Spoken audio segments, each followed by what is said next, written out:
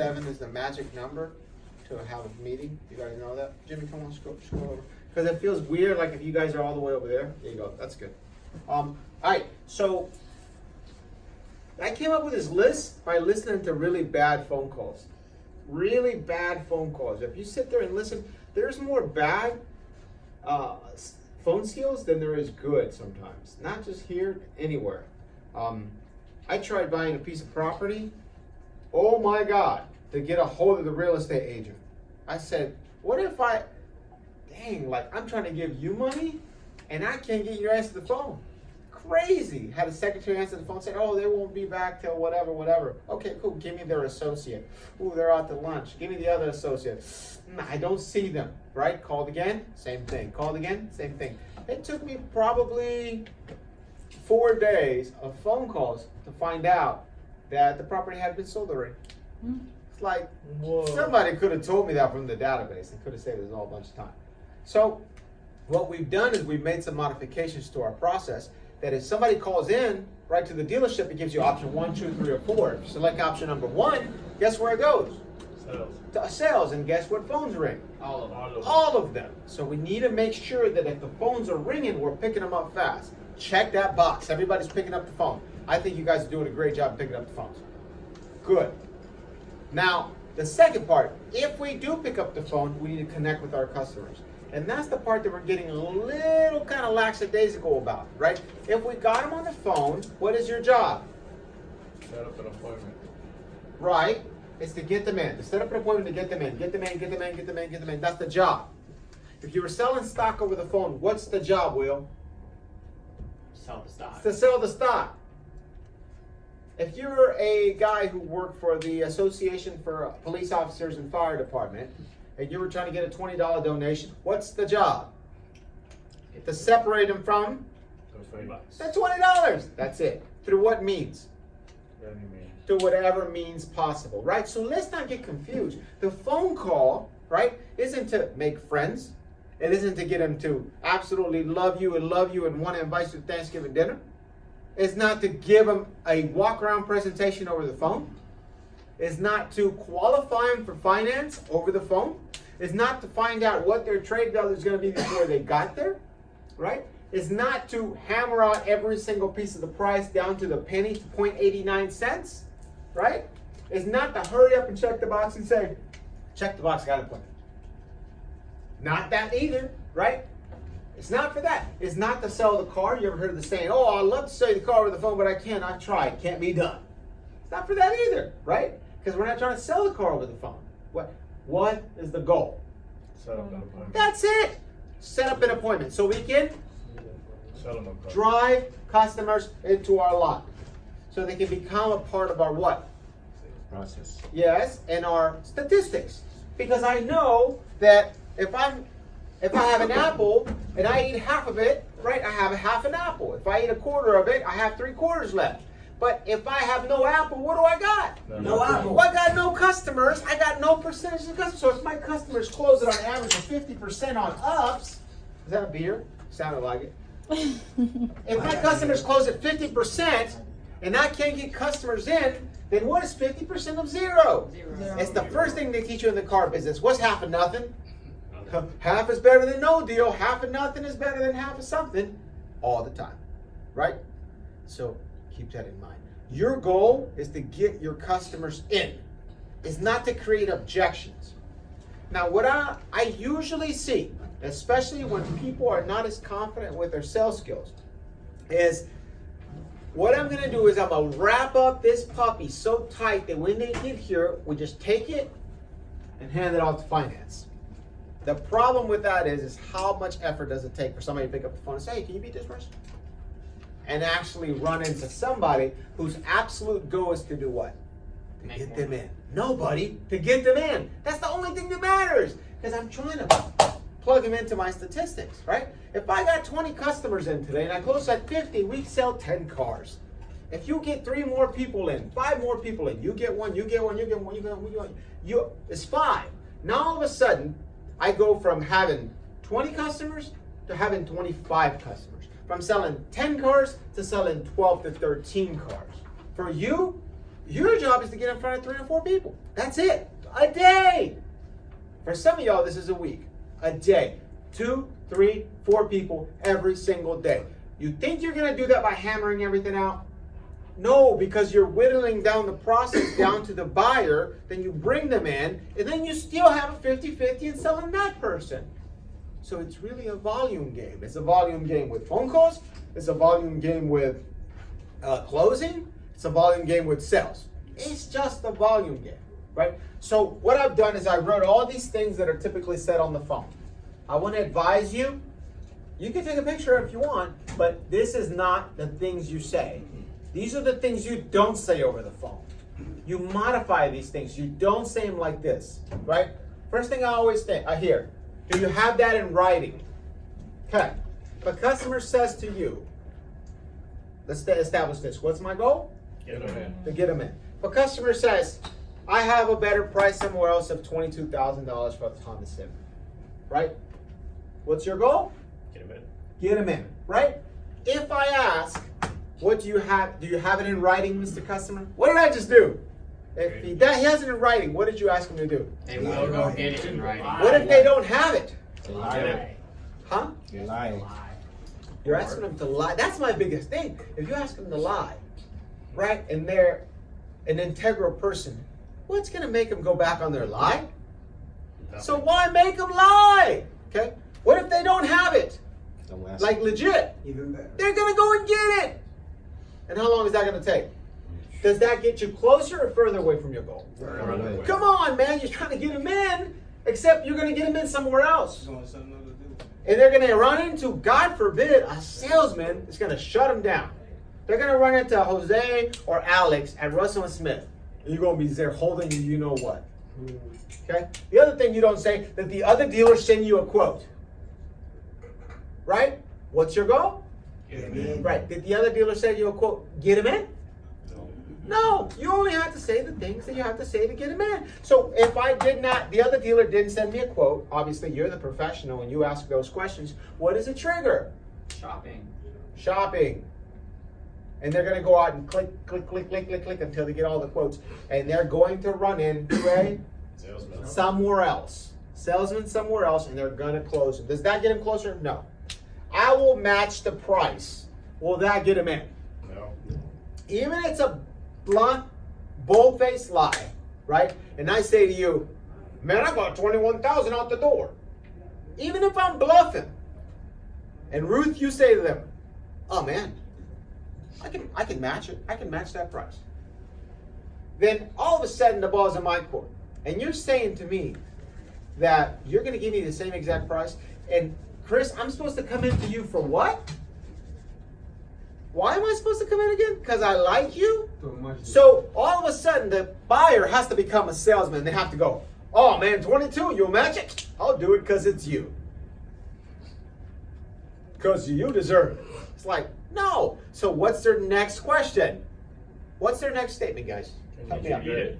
Oh, well, I want you to beat it. So what's the point of saying, can I match it? Does that get into the dealership, guys? No. Don't say it. Don't say it. Don't say it. Don't say it. I heard this morning. I'll beat any deal you got by at least $500. What does at least $500 mean? $500. More. It means more Pile one. than 500. That is more. This is less. You know how I know? Because this looks like a little L. And that looks like backwards, right? So that's more than $500 at least. It's $1 million or it's at least 500. I better drive over there. Does that get him close? Does that get him to the dealership? Sometimes, if at least by 500, fuck, does that get you a deal? That's where this number of conversion starts to get affected. Because now you're saying, I'll beat you by at least 500. So now if I got a dumbass quote that I told you that I got $21,000 out the door, now I come here, I want $20,500. If it's not $2,500 or less, I don't have a deal. Because everything is subjective and you are painting that picture. So yes, that might get him here, but it's not going to do the deal and you're going to run into a lot of heat. And that's the worst. Heat outside 98 degrees with actual heat, that's not good. No good. All right. The other thing, do you have the CarMax appraisal? My whole thing is like, You ever heard the saying, buyers are liars one? Have you heard it? All the time. If their lips are moving, they're... Lying. Come on, you guys are finishing the sentence. Buyers are liars. Sometimes they lie. Do they lie because they're bad people? No. Do they lie because they're buttholes? No. Do they lie because they want to steal from you? No. They just want to take advantage of a good deal. So if I tell you I got a CarMax appraiser for at least $16,000, why would we ever ask a customer, do you have that appraisal? Do you have it in writing? Do they print it out? What are they going to do? They're going to lie again or say, I don't have it, but you ought to trust me. Because obviously they trust us, right? Blindly. They come in and say, whatever you say, I'll sign. Does that get him closer, guys? Do you have the appraisal in writing? Then why say it? Why say it? Right? The other thing, I don't have it, but rest assured I can get that car. Right? Let me explain something to you. In Europe, if you go to a dealership, it could be whatever, a Honda dealership. First of all, the signs are red. Really cool. Secondly, it's like a mall. It's like Tesla. You walk in, you say, is this a Civic? Yeah, that's the Civic. Is this the Accord? Yeah, that's the Accord. Is this a CRV? Yes. Is this the Pilot? Oh, great. I would like a Pilot. I would like it to be green. I would like it to have tan interior. I would like it to be a Touring. And I would like to have it right now. They say, great. In Europe, right now means December 2021. Check. Right, write us a check right now. Perfect. Done. We'll get that car for you. Stamp. Sold. That's how they do business. In America, that's not how we do business. How many cars does a customer have to buy? One. How many do they want to buy? More than one. They want to buy one car. They're only going to buy one car. In the off chance, how many? Raise your hand if you ever had a 3-car deal. Raise your hand. In one sitting? Liars. You guys are buyers. You had one? Okay, fine. You got 1 3-car deal. What about 2-car deals? 4-car deals?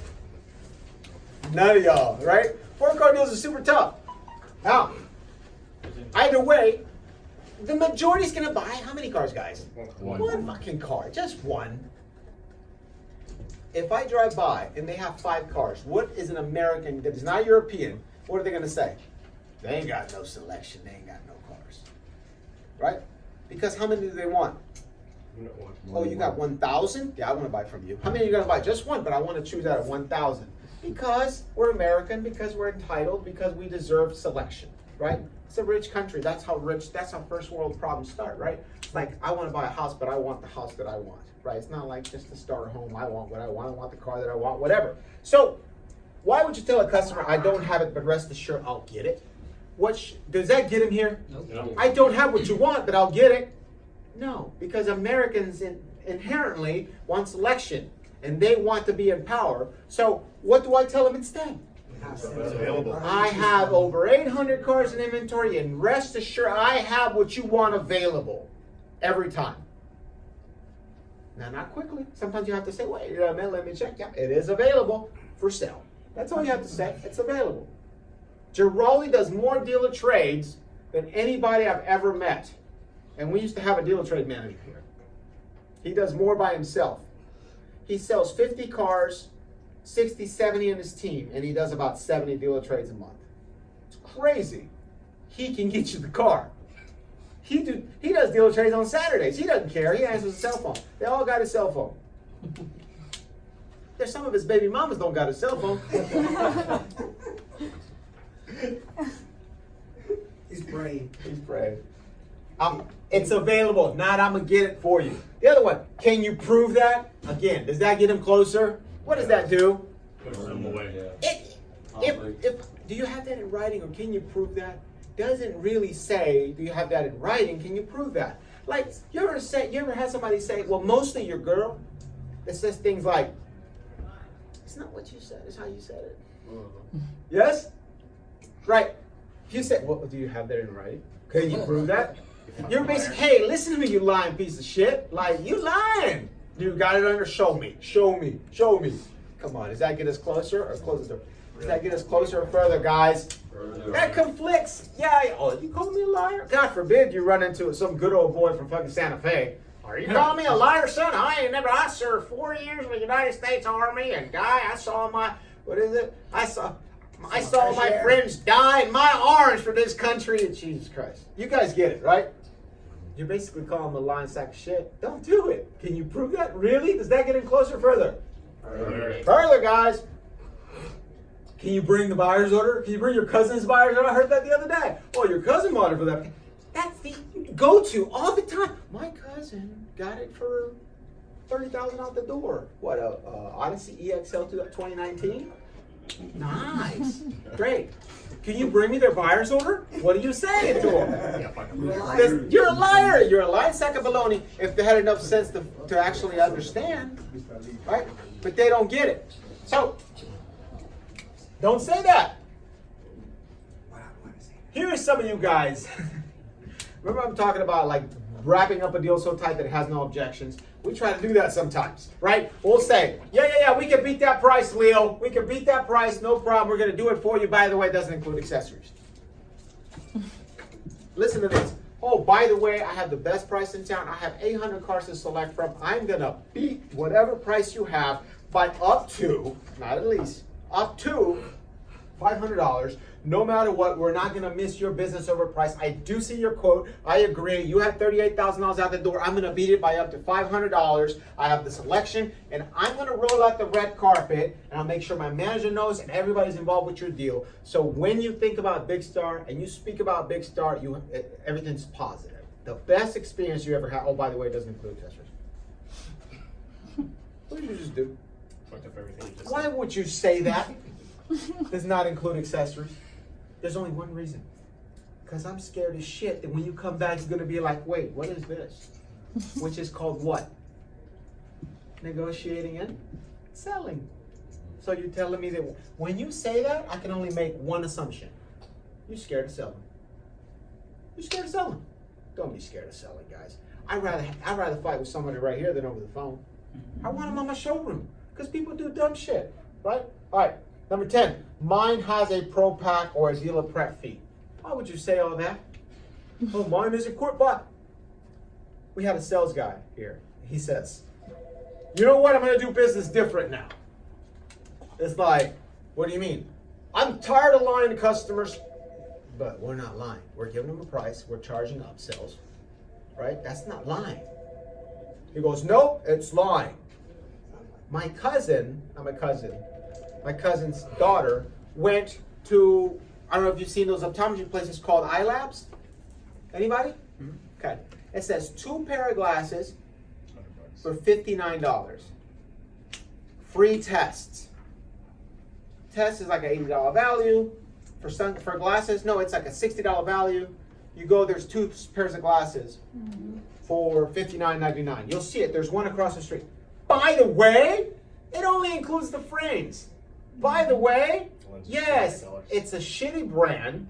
And I said, so what did you get? Well, she got these, and she got sunglasses to go with prescription. I said, damn, for $59, you got sunglasses and glasses? Oh, no, it was like 3 something. It's like three something what? It's like 300 and something with tax and everything. I said, for these, and I picked them up, and the brand was Aura, like no brand. I said, holy shit, we're the thieves? These guys charge you $59. How much is that? 59 times how many is? It's like 6 times higher than what they advertise. Oh, because it's just the frames. Oh, you want the thing in the middle? You actually want it to work? Oh, you want, when somebody takes a picture, do you want to see glass or do you want to see like people's eyes? Oh, when the light, you want people to see your eyes? Oh, you want no reflection? Yeah, this pair is $297. Oh, you can get a free pair. How much does it cost to make a glasses like that, guys? A lot. Probably $15. Probably all in, $20, dude. All in. All in. So I'm just like, damn, God. So he thinks that sending a price to a customer is lying. I'm just like, dude, that's not lying. You're just doing business. You just got to get him here, generate activity, and then we're going to do what we can to upsell the accessories, upsell the trade, whatever it is. He says, I'm going to do business honestly. I'm going to send them everything. I'm going to send them accessories. I'm going to create such a great experience and send them such a wordy email that they know that there's a person that really cares because I do. I said, great for you, Jonathan. I'm not supposed to say his name. I said, great for you. Denver. Great for you. Guess what he does? He does exactly that. Come the 18th of the month, it's like, man, how's everything working out? Well, not so good. It's like, how many you got out? 0 right now. Guys, you might get one that bites. Who is that? The guy that's gonna come in anyway, or lay down, or whatever. Come on, man. And you're giving Please don't do that. Does that get him closer or further from the dealership? Come on, guys. I'm here all week, 9 to 9. What does that say? I'm open. What is one of the primary drivers of making the decision right now? What is it called? Urgency. Urgency. If I tell them I'm here from 9 to 9 all week, what am I saying to you? Dude, take your time. Make a decision whenever you want to make it. Listen, if you want it now, Monday, maybe there's better specials in November, dude. Just wait, man. Wait for the Honda Cellathon in December. We'll see how it goes. Sound fair enough? If you ask for me, make sure you ask for me. Make sure you got my number. Urgency, guys. Don't say that. We're here from 9 to 9. If anybody asks you, if you're selling, you almost got them close to an appointment, it's like, what time do you guys close? You better say at 9, but let me explain something to you and go back to selling. Because all that is, man, let me get off the fucking phone. What time do you close? That's all that is. They just want to get off the fucking phone with you. You close. Are you open Sundays? You ever heard you open Sundays? Mm-hmm. What fucking dealership is open Sundays in Houston? Very few. Like 2. I know. Like 2. You got all the answers, but I know the sales. What is it? You always got answers. You got no customers. What? None of them, man. Like 1 or 2. All days open. But they gotta close that. Well, you open tomorrow? No, I'm not open tomorrow. Let's get here right now. Right? Get them here. Because otherwise they're gonna go to another dealership and run into a sales. Okay, so I'm glad you're catching on. And number 12, the last one I put up here is let me know when you're ready. And I misspelled your. Some of you guys don't have that urgency button. Learn it. Learn it. What do you mean let me know when you're ready? Dude, let me explain something to you. If they put cashiers, really good looking cashiers right there, right? And we just had little tabs and somebody came, I will take a Honda Civic Black, beep, scanned it and financed it and everything and got it all done. We'd sell like 10 cars. Because everybody would come browse, drive, look, say, man, yeah, we need to think about it. And then get back in their car and leave. And then they'd come in next week, we want to look at it one more time. And they'd take the tour, come back, say, let's wait. Let's wait for tax return. It would be January, it would be February, it would be 2021, 2022, 2027. Car breaks down, they would show up, hey, we need a car. We need a car. They would wait. And the trade cycle would go from 36 months to 72 months, especially with Hondas. Because there's no urgency. Because everything, there's 70% of you pulling you saying, you need to have this new model, you need to have this new car, you need to have, and the other 30% of you is like, don't be a dumbass. You need transportation from A to B, right? What we need to do as salesmen is do what? We need to take that 70% and validate that 70% and push them down the process. That's really it. And get those emotions flowing from buying a new car, right? So that 30% tricks. And that 70% gets enforced and reinforced, right? That's what we need to do.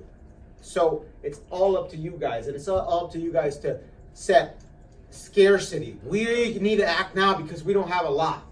Urgency. We need to act now because the specials have never been better and the selection is wonderful. We need to act now because your car is never going to be worth more than it is today. We need to act now because this deal's not going to last forever. You need to act now because it's costing you too much time. We need to act now so you can go back to doing the things you enjoy doing. Things of that nature. All the time. Pushing.